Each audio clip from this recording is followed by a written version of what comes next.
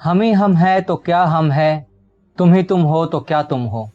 इस शेर के साथ बॉर्डर मूवी के क्लाइमेक्स में जैकी श्रॉफ की एंट्री होती है और भारत के फाइटर विमान युद्ध का नक्शा बदल देते हैं। पैटर्न टैंक से लैस पाकिस्तानी फौज को धूल चटाने वाले वो हल्के हंटर विमान थे।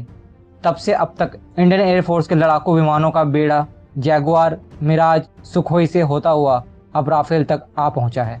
राफेल, जी हाँ राफेल। पिछले दिनों आपने ये नाम खूब सुना होगा, चाहे इसकी कीमत को लेकर हुए विवाद के सिलसिले में ही सही, लेकिन आज हम बात करेंगे इसकी खूबियों की, इंडियन एयरफोर्स में इसकी उपयोगिता की।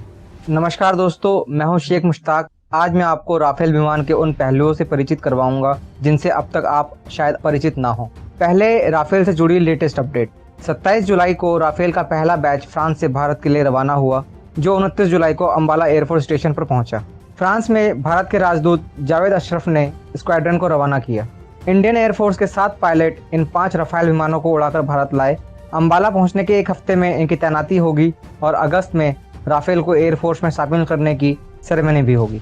फ्रांस से उड़ान भर के ये राफेल विमान यूएई के अबू धाबी के पास अल दाफरा एयरबेस में उतरे।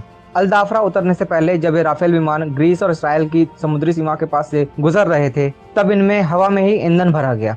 राफेल लड़ाकू विमानों की ये खेप पहले मई में आनी थी, लेकिन कोरोना महामारी के चलते करीब 2 महीने का अतिरिक्त समय लगा।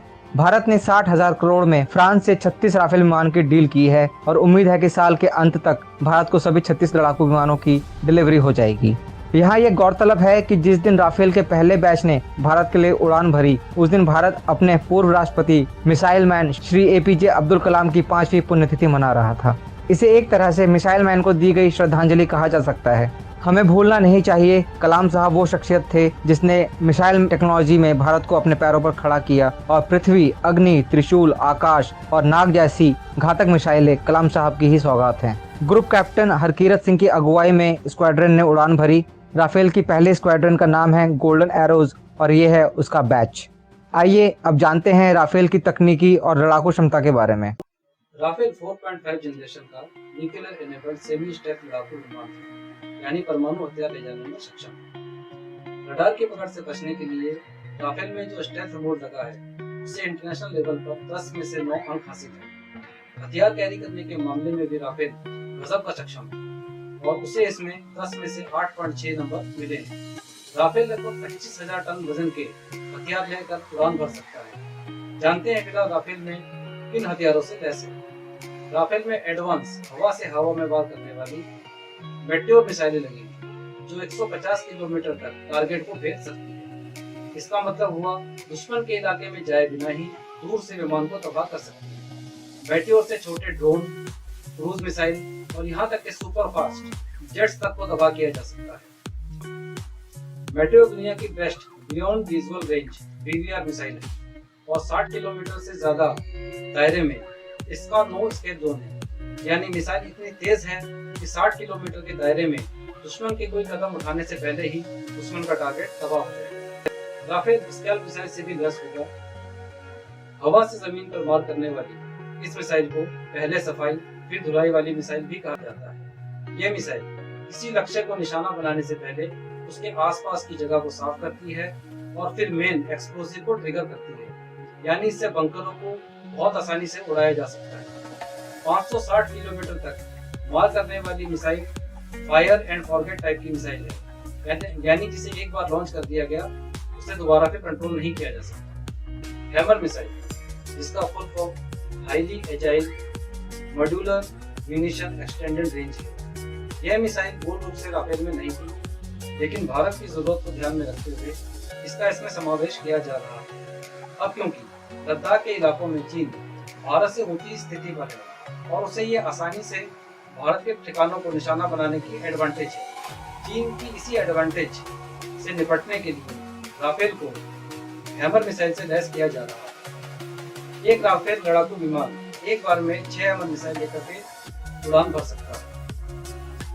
मध्यम श्रेणी की हवा से जमीन पर मार करने वाली ये मिसाइल 60 से 70 किलोमीटर की रेंज में किसी भी तरह के टारगेट को भेज सकती है।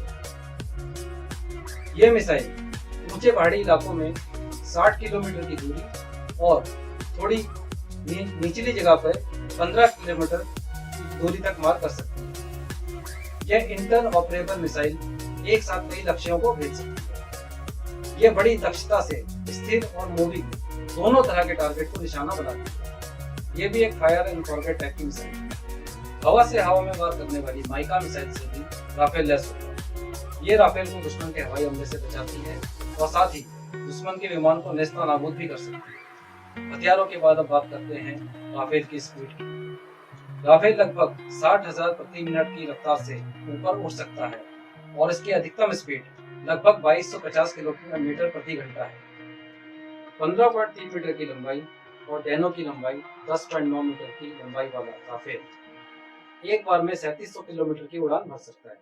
यानी एक उड़ान में राफेल पाकिस्तान से लेकर चीन तक की पूरी सीमा को कवर कर सकता है। आइए अब एक नजर डालते हैं राफेल की उपलब्धियों पर। हाल ही में फ्रांस ने लीबिया स्थित तुर्की के अल्बार्टिया एयरबेस पर राफेल की मदद से हमला किया और कई लड़ाकू विमानों और ड्रोनों को तबाह किया है। 2013 में माली ऑपरेशन के दौरान लगातार 9 घंटे और 35 मिनट तक उड़ान भरते हुए राफेल ने दुश्मन के 21 ठिकानों को ध्वस्त किया था। 2011 में लीबिया संघर्ष के दौरान राफेल ने दुश्मन के टैंक और आर्टिलरी बर्बाद करने में मुख्य भूमिका निभाई थी। अब क्योंकि राफेल का इंतजार कह सकते हैं कि खत्म हो गया, तो इंडियन एयरफोर्स ने भी राफेल के रखरखाव की तैयारी कर ली है। इसके लिए बुनियादी ढांचा विकसित किया जा चुका है। कुल 2 एयरबेस पर 400 करोड़ की लागत से शेल्टर, हैंगर और अन्य सुविधाओं को विकसित किया गया है। रक्षा विशेषज्ञों की माने तो राफेल की भारतीय वायुसेना में एंट्री हमारे पड़ोसी देशों खासकर पाकिस्तान और चीन की टेंशन को बढ़ा देगा। राफेल एक ऐसा गेम चेंजर का रोल प्ले करेगा जो भारत को सिर्फ पाकिस्तान ही नहीं बल्कि चीन पर भी एक ऐसी रक्षा और सामरिक बढ़त दिला देगा जिसे चीन और पाकिस्तान के द्वारा इतनी जल्दी भर पाना संभव नहीं होगा। इसी उम्मीद के साथ आज के लिए बस इतना ही। जय हिंद।